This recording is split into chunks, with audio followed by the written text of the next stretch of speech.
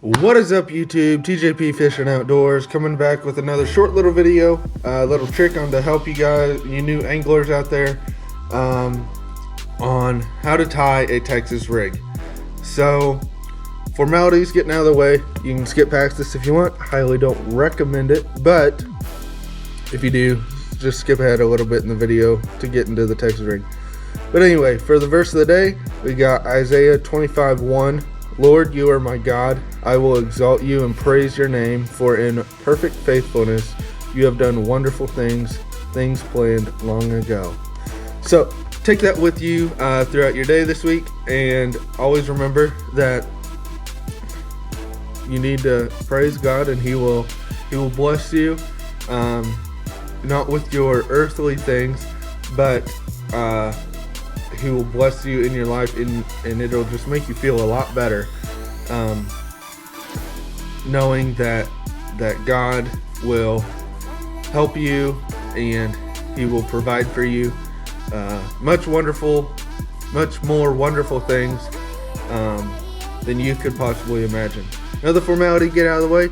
Swampro lures. Use code TPEACH10 for 10% off your order, and if you order $50 or more, you get free shipping. So, great company to work with. Now, let's get right into the video.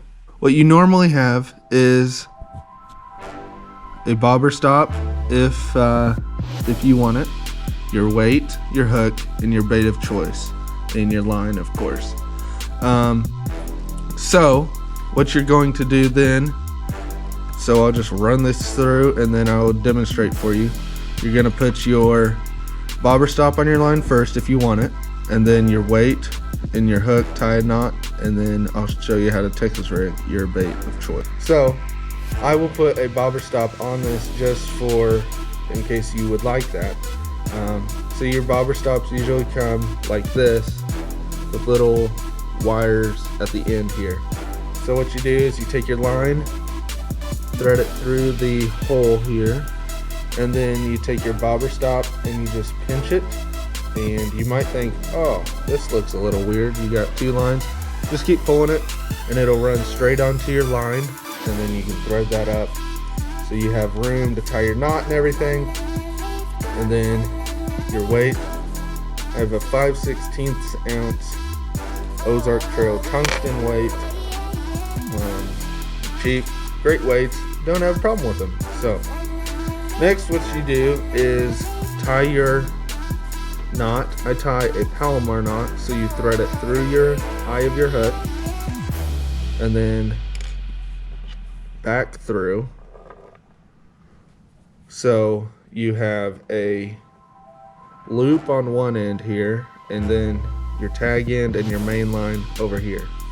So you loop it over, so you make a loop here, and then you thread that line you just ran across this loop up here back through your other loop and down your hook, or the other way like such, and then pull it up, wet your line, and pull it tight.